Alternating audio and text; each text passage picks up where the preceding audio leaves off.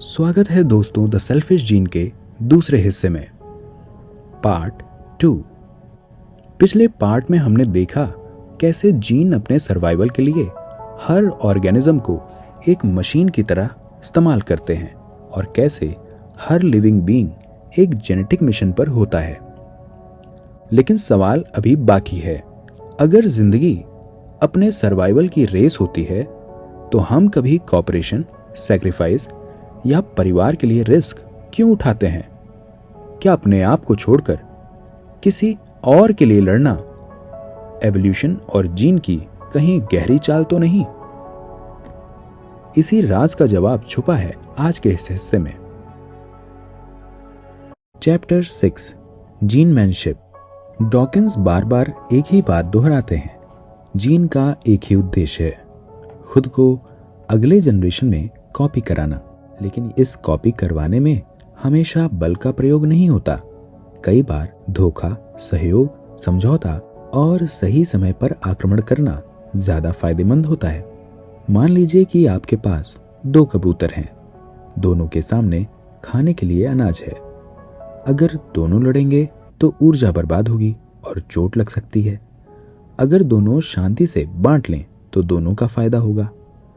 लेकिन अगर एक लड़ाकू और दूसरा शांत है तो लड़ाकू ज्यादा अनाज पाएगा। गेम थ्योरी का असल मैदान यही है, जहां हर खिलाड़ी अपनी रणनीति चुनता है। रिचर्ड डॉकिंस ने यहाँ जॉन मेनार्ड स्मिथ के काम को आधार बनाया, एवोल्यूशनरी स्टेबल स्ट्रेटजी, जिसका मतलब है ऐसी रणनीति जो अगर किसी आबादी में आम हो जाए तो कोई दूसरी रणनीति आकर उसे हरा नहीं सकती। कबूतर बनाम बाज गेम, हॉक वर्सेस डोव। बाज जो हमेशा लड़ाई करता है चाहे जो भी हो, कबूतर कभी लड़ाई नहीं करता, सिर्फ दिखावटी धमकी देता है और हार मान लेता है। अगर सब बाज हैं तो लड़ाई बहुत होगी, चोटें होंगी और मौतें ज्यादा होंगी, जिससे जीन को नुकसान होगा और आबादी घटेगी। अगर सब कबूतर हैं तो कोई नहीं लड़ेगा, लेकिन ज्यादा चालाक खिलाड़ी धोखा दे सकता है। एवोल्यूशनरी स्टेबल स्ट्रेटजी तब बनता है जब बाज और कबूतर का एक संतुलित मिश्रण हो।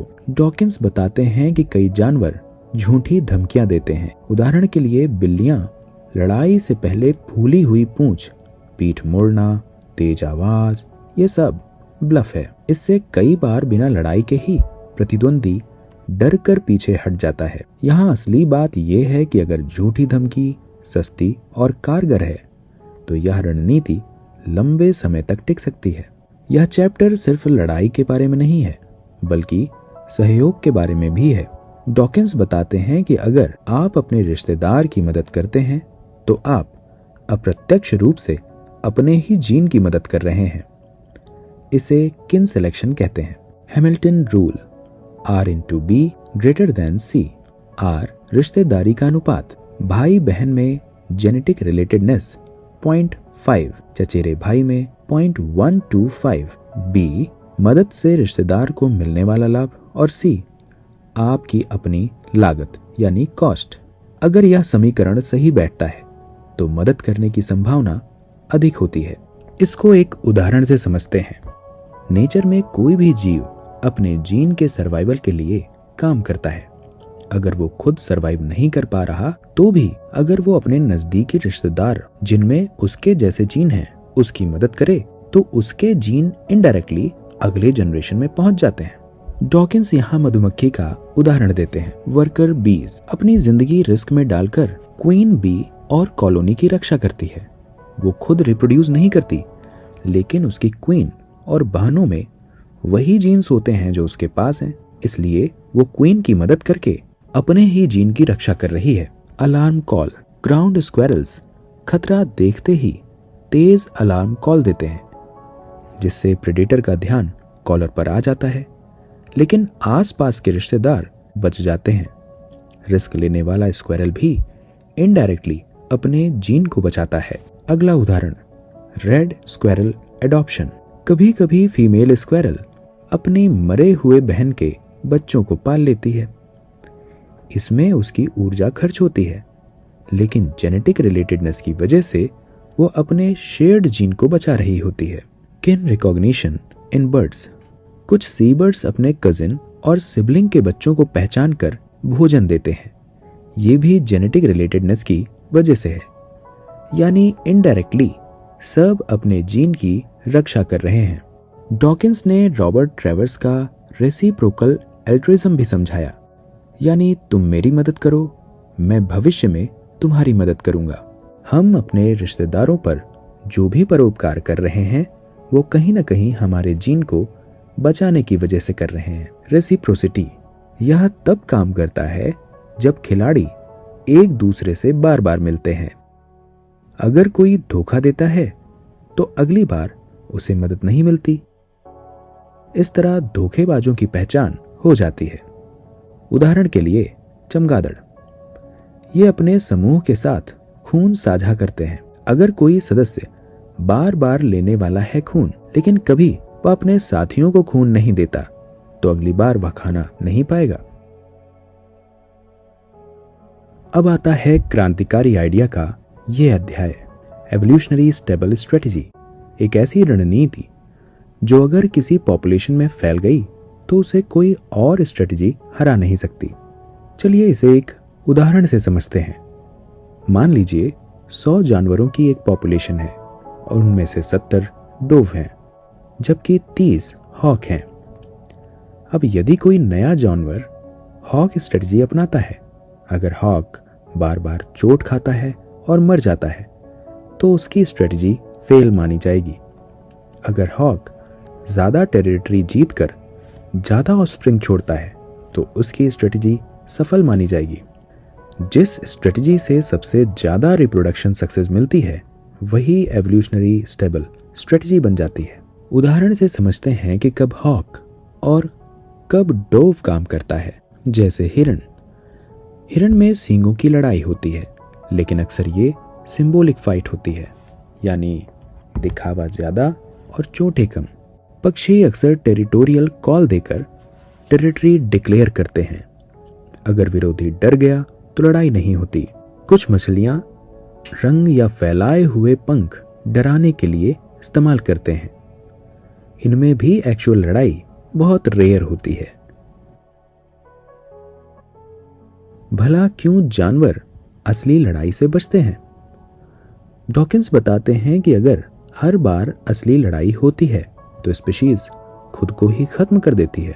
एवोल्यूशन ने ऐसे बिहेवियर को सेलेक्ट किया है जो फुल ऑन वॉर अवॉइड करता है, क्योंकि चोट से प्रजनन क्षमता घट जाती है और मृत्यु से जीन आगे नहीं बढ़ते। समय और ऊर्जा की बर्बादी होती है, जिससे अन्य कार्यों में घाटा होता है। इसलिए प्रकृति ने डराने, ब्लफ करने और पीछे हटने जैसी रणनीतियों को पसंद किया। कई स्पीशीज में ब्लफिंग एक सामान्य व्यवहार है। उदाहरण, एक मछली जो अपनी बॉडी को बड़ा करके दिखाती है, एक छिपकली जो अपनी गर्दन के पीछे कलरफुल फ्लैप दिखाकर डराती है, एक पक्षी जो इंजर्ड होने का नाटक करता है ताकि शिकारी को घोंसले से दूर ले जाया जाए। इन सब ब्लफिंग स्ट्रेटजीज का मकसद एक ही है, बिना लड़ाई के जीत जाना। इंसानों में ये रणनीति कैसे दिखती है? डॉकिंस इसे सीधे नहीं बताते कि इंसान हॉक है या डोव, लेकिन हमें संकेत मिलते हैं। इंसानों में दोनों स्ट्रेटजीज मौजूद हैं और कौन सी चलेगी ये कॉन्टेक्स्ट पर निर्भर करता है। इसका मतलब ये हुआ कि एवोल्यूशन केवल स्ट्रेंथ बेस्ड नहीं होता, यहां रणनीति ज्यादा काम करती है। एवोल्यूशनरी स्टेबल स्ट्रेटजी से समझाया गया कि जो स्ट्रेटजी सबसे सफल होती है वही स्थिर होती है। ब्लफिंग इज सर्वाइवल स्ट्रेटजी, यानी डराना भी एवोल्यूशनरी ट्रिक है। फाइटिंग इज कॉस्टली, लड़ाई हमेशा नुकसान का सौदा होता है, ज्यादा चोटें, कम प्रजनन। डॉकिंस कहते हैं कि रणनीति ताकत से बड़ी चीज है। जानवर, इंसान और समाज सब लड़ते हैं, लेकिन हर बार हथियारों से नहीं। कभी कभी धैर्य, डराना और पीछे हटना जीत की सबसे बड़ी चाल होती है। Chapter 7, family planning. हम इंसान फैमिली प्लानिंग का मतलब समझते हैं, बच्चों की संख्या को नियंत्रित करना। लेकिन प्रकृति में फैमिली प्लानिंग का मतलब है प्रजनन दर को इस तरह नियंत्रित करना कि जीन का भविष्य में अधिकतम प्रसार हो सके। हर जीव का लक्ष्य, जैसा डॉकिंस बताते हैं, अपने जीन को अधिक से अधिक अगली पीढ़ी तक पहुंचाना है। लेकिन यह लक्ष्य अंधाधुंध प्रजनन से पूरा नहीं होता। क्यों? क्योंकि अगर संसाधन सीमित हैं और बहुत अधिक बच्चे पैदा कर दिए जाएं, तो सभी जीवित नहीं रह पाएंगे और माता पिता की ऊर्जा व्यर्थ चली जाएगी। डॉकिंस बताते हैं कि प्राकृतिक चयन ने कई प्रजातियों को क्वालिटी ओवर क्वांटिटी यानी गुणवत्ता बनाम संख्या की दिशा में ढाला है। इसे एक उदाहरण से समझते हैं।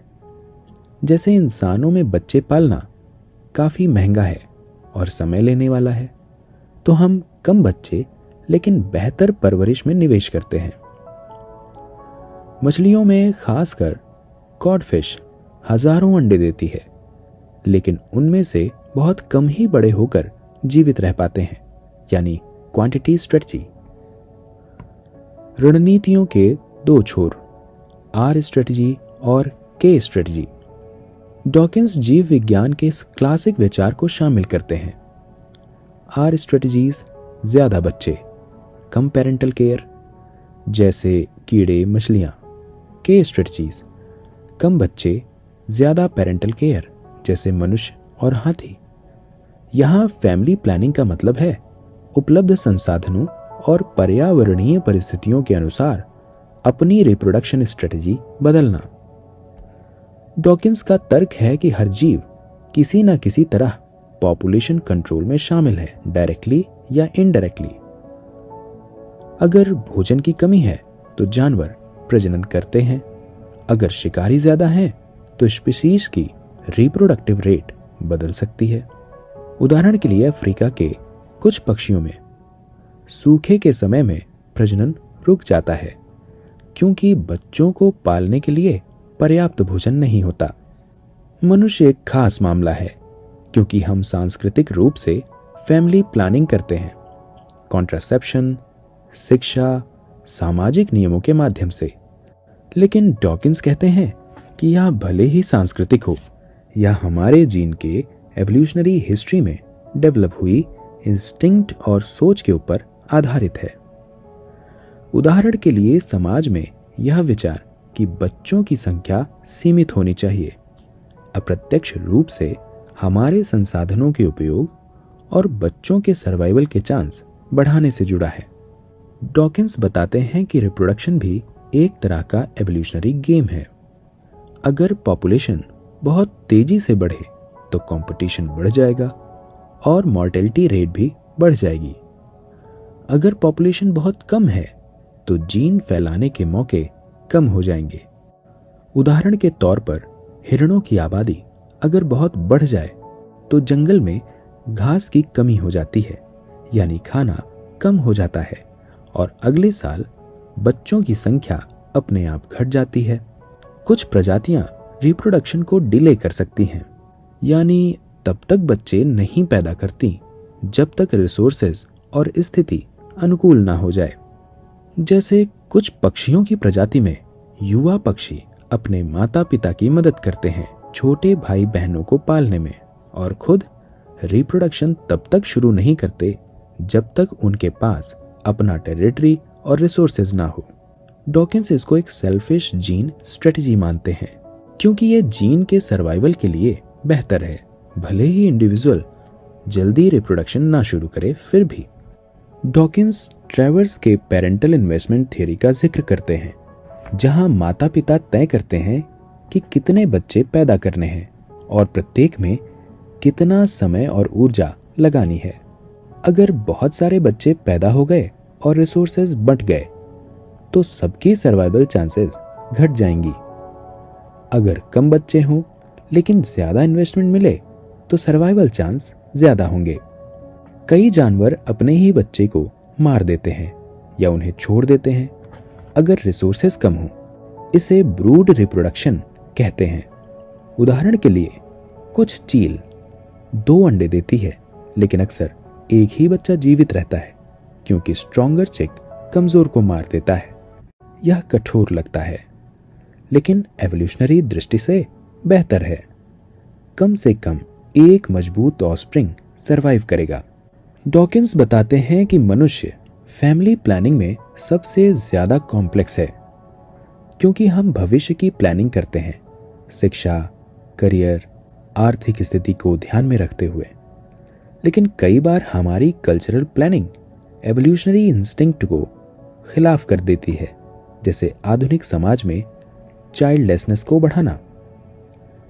इस अध्याय का मुख्य निष्कर्ष यह है कि फैमिली प्लानिंग एक यूनिवर्सल बायोलॉजिकल प्रिंसिपल है जो इंसानों तक सीमित नहीं है। हर प्रजाति अपनी रिप्रोडक्टिव स्ट्रेटेजी को पर्यावरण, संसाधन और सर्वाइवल चांसेस के अनुसार ढालती है। ये सब चाहे जाने अनजाने में हो या सोच समझ कर हो, अंततः सेल्फिश जीन के सर्वाइवल को ऑप्टिमाइज करने के लिए होता है। Chapter 8 battle of generations. इस चैप्टर की शुरुआत में डॉकिंस कुछ जरूरी बिंदु बताते हैं। प्रकृति में जो भी निस्वार्थ दिखता है वह असल में जीन के नजरिए से लाभदायक होता है।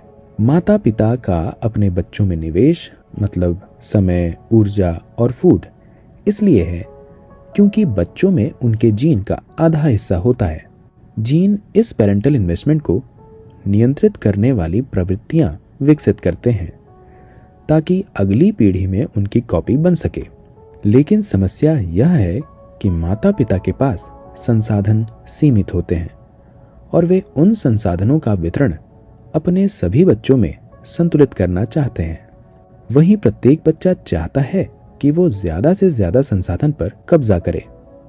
यही है असली टकराव, पेरेंट ऑफस्प्रिंग कॉन्फ्लिक्ट का सिद्धांत। इस संघर्ष को समझाने के लिए डॉकिंस ने रॉबर्ट ट्रेविस का 1974 का प्रसिद्ध पेरेंट ऑफस्प्रिंग कॉन्फ्लिक्ट थ्योरी समझाया।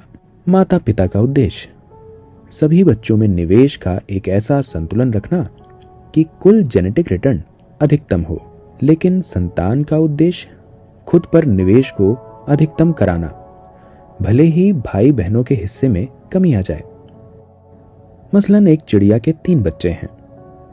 माता पिता के हिसाब से तीनों को बराबर खाना बांटना बेहतर है क्योंकि सभी में बराबर जीन शेयर है। लेकिन एक बच्चे के हिसाब से खुद को ज्यादा खाना लेना बेहतर है क्योंकि वह अपने सेल्फिश जीन के लिए अधिक सुरक्षा चाहता है। डॉकिंस समझाते हैं कि जीन का फायदा लागत विश्लेषण तय करता है, यानी कॉस्ट बेनिफिट एनालिसिस। संतान की दृष्टिकोण से खुद पर खर्चा कराना यानी 100% लाभ, भाई बहन पर खर्च करना सिर्फ 50% लाभ। इसलिए संतान तब तक माता पिता से मांग करती रहेगी जब तक उसके लिए मार्जिनल बेनिफिट मार्जिनल कॉस्ट से ज्यादा नहीं हो जाता। डॉकिंस ने पेरेंट ऑफस्प्रिंग कॉन्फ्लिक्ट का एक जीवंत उदाहरण दिया। मैमल्स में मां शुरुआत में बच्चे को दूध पिलाती है, लेकिन जैसे जैसे अगली बार प्रजनन का समय आता है मां धीरे धीरे दूध देना कम कर देती है। मां के लिए यह जरूरी है क्योंकि नए बच्चे की तैयारी करनी होती है, लेकिन बच्चा जितना हो सके लंबे समय तक दूध पीते रहना चाहता है ताकि उसका सर्वाइवल चांस बढ़ सके। यह संघर्ष कभी कभी जोर जोर से रोने, चिपके रहने और आक्रामक व्यवहार में बदल सकता है। डॉकिंस बताते हैं यह सिर्फ भावनात्मक नहीं है बल्कि एवोल्यूशनरी स्ट्रेटेजी है। भाई बहनों के बीच युद्ध। एक ही घोंसले में कई बच्चों के बीच सीधा टकराव भी होता है। पक्षियों के कई प्रजातियों में, कुछ बगुलों और ईगल्स में सिप्लिसाइड यानी भाई बहन की हत्या तक देखी गई है। बड़ा बच्चा छोटे को मार देता है ताकि संसाधनों पर उसका पूरा कब्जा हो सके। माता पिता कई बार इस हत्या को रोकते नहीं क्योंकि संसाधन कम होने पर कमजोर संतान का बचना वैसे भी मुश्किल होता है। उदाहरण, ब्लू फूटेड बूबी। इस प्रजाति में बड़ा चूहा छोटे को घोंसले से बाहर फेंक देता है। यहां भी जीन का कोल्ड लॉजिक काम करता है। बेहतर है कि कम से कम एक संतान पूरी तरह बच जाए, बजाय इसके कि दोनों आधे अधपेटे रहें और मर जाएं। इन्वेस्टमेंट स्ट्रेटजी के वर्सेस आर सिलेक्शन। डार्विन इस अध्याय में रिप्रोडक्टिव स्ट्रेटजी की तुलना भी करते हैं। के स्ट्रेटजी यानी कम बच्चे ज्यादा पेरेंटल केयर, जैसे इंसान, हाथी, पक्षी। आर स्ट्रेटजी ज्यादा बच्चे कम पेरेंटल केयर, जैसे मछलियां, मेढक और कीड़े। पेरेंट ऑफस्प्रिंग कॉन्फ्लिक्ट अधिकतर के स्ट्रेटजी वाले जीवों में गहरा होता है, क्योंकि उनमें एक बच्चे पर भारी निवेश होता है। डॉकिंस बताते हैं कि इंसानों में भी यह संघर्ष मौजूद है। बच्चा बचपन में ज्यादा समय, ध्यान और संसाधन चाहता है। माँ बाप सीमित संसाधन से सभी बच्चों को पालते हैं, जिससे बच्चे को लगता है कि उसे कम मिल रहा है। कई संस्कृतियों में पहला बच्चा अधिक लाड प्यार पाता है, क्योंकि माता पिता का पूरा ध्यान उस पर होता है। लेकिन दूसरे बच्चे के आने पर पहला बच्चा सिबलिंग राइवलरी दिखा सकता है, जैसे चिड़चिड़ापन, मां से चिपके रहना या छोटे को नुकसान पहुंचाना। डॉकिंस इस अध्याय में यह स्पष्ट करते हैं कि माता पिता और संतान के बीच प्यार वास्तविक है, लेकिन यह प्यार जीन के प्रोग्राम का हिस्सा है। यह रिश्ता एवोल्यूशनरी समझौता है, जहां दोनों पक्ष ज्यादा से ज्यादा जेनेटिक फायदा लेने की कोशिश करते हैं। संघर्ष का मतलब यह नहीं कि रिश्ता नकली है, बल्कि यह है कि यह प्राकृतिक चयन का नतीजा है। तो दोस्तों, ये था सेल्फिश जीन का दूसरा हिस्सा, जिसमें हमने देखा कि कैसे जीन्स सिर्फ एक ब्लूप्रिंट नहीं है, बल्कि एक मास्टर स्ट्रेटजीज होते हैं। हमने सीखा कि किन सिलेक्शन अपने जैसे जीन्स को बचाने का एक एवोल्यूशनरी तरीका है। हमने ये भी देखा कि कैसे कॉपरेशन, कॉन्फ्लिक्ट और स्ट्रेटजी जिंदगी का हिस्सा बन जाते हैं। लेकिन ये कहानी यही नहीं रुकती।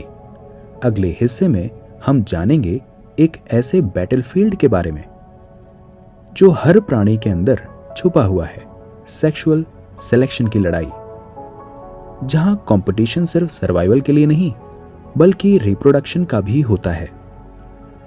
और इस गेम में रूल्स सिंपल नहीं होते। कभी सुंदरता जीत जाती है, तो कभी ब्रूट फोर्स, और कभी चुपके से चला गया एक जेनेटिक ट्रम्प कार्ड। इसलिए तैयार रहिए पार्ट 3 के लिए, क्योंकि एवोल्यूशन का ये स्टेज वही है जहां नेचर अपने सबसे खूबसूरत और सबसे खतरनाक रेंज दिखाता है। मैं हूं प्रांशु द्विवेदी, आपसे विदा लेता हूं। अगले सफर में फिर से मुलाकात होगी।